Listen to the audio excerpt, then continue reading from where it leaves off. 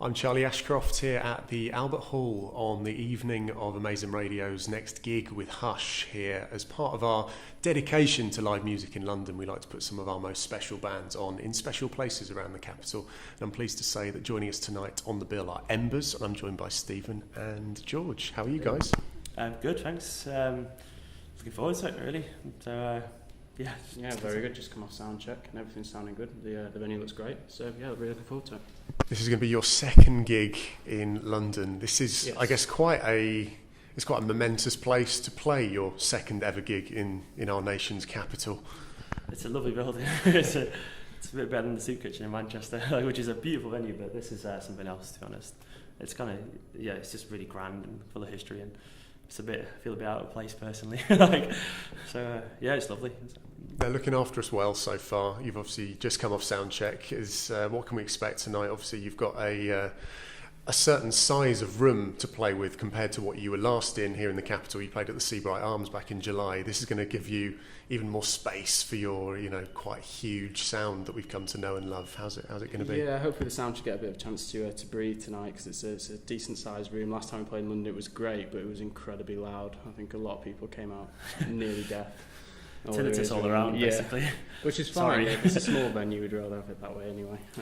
But yeah, hopefully it'll get a little bit more space and a bit big wide. venues do suit our sound. Yeah. So looking forward to it. It's a nice big stage and beautiful sound system, so it should be fun. You had that gig in London, also your previous Manchester gig as part of the launch for Part of the Echoes, the single, which we were first introduced to via your video in Gorton Monastery just before Christmas last year.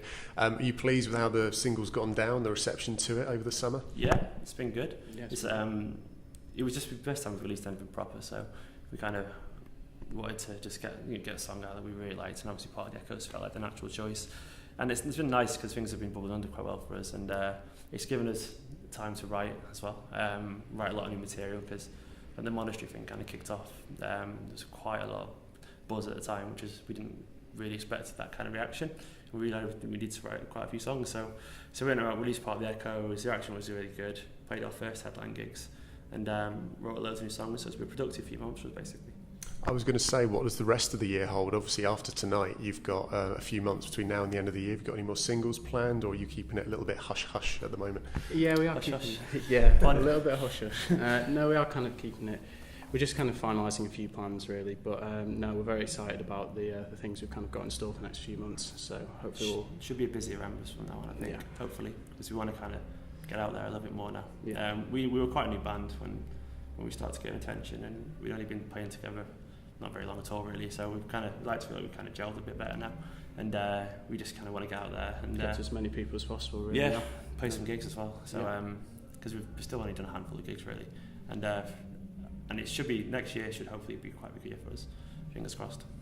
Have you got any, it always sort of seems a bit silly asking newish bands for advice for other new bands, but have you got advice for people who say were put into a position of quite a lot of exposure quite early on? Obviously those videos, you wanted to do something a little bit creative, a little bit different, but that gave you a whole new platform to operate from in terms of the number of people that were suddenly hearing about you that quickly. So is there any way that you can advise how people can react to that sudden level of little explosion of so-called buzz that might come your way? To be honest, it's just the realisation that buzz comes as quick as it goes, as it arrives. And it's one of those things, just having conviction in what you do and not trying to force it then. I think we kind of took the idea to make sure that whatever we did after that was right.